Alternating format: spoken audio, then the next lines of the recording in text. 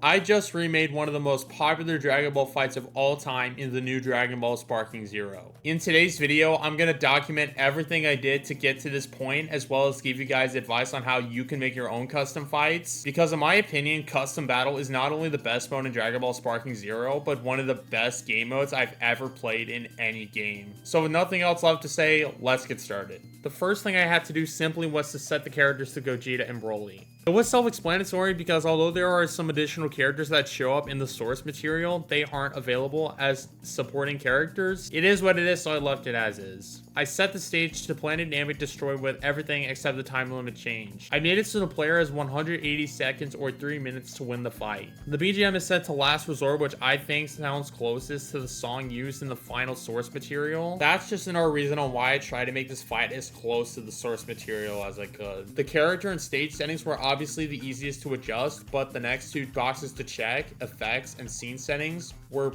just brutal. To begin, I created an effect in which the player has to use the Stardust Breaker when they get Broly down to 70% health. Broly's health gets restored when he gets hit by the Stardust Breaker, but that was pretty much the least of my struggle. When the player gets Broly down to 20% health, they automatically hit the Meteor Explosion. I initially wanted to put the last Kamehameha in the middle of the fight, but I instead created a scene for it. What I mean by this is that the player would go for said move after the Meteor Explosion lands, get the KO, and then finish the battle just like that, but that didn't happen for me. Considering that Broly wasn't killed by the explosion in the movie and was ultimately almost killed by the Kamehameha I mentioned, I had to create a collection of 5 scenes. Out of everything I did to make this fight what it is, this was probably the hardest thing. Like I mentioned before, it's just another explanation on why I try to make this fight as realistic as possible. After that, I got the thumbnail and title screen settings correctly, then test ran the fight, posted it, and the rest is pretty much history. It took a while to finish, but I'm really happy with how it turned out. But now here's some gameplay of the fight without any of my commentary.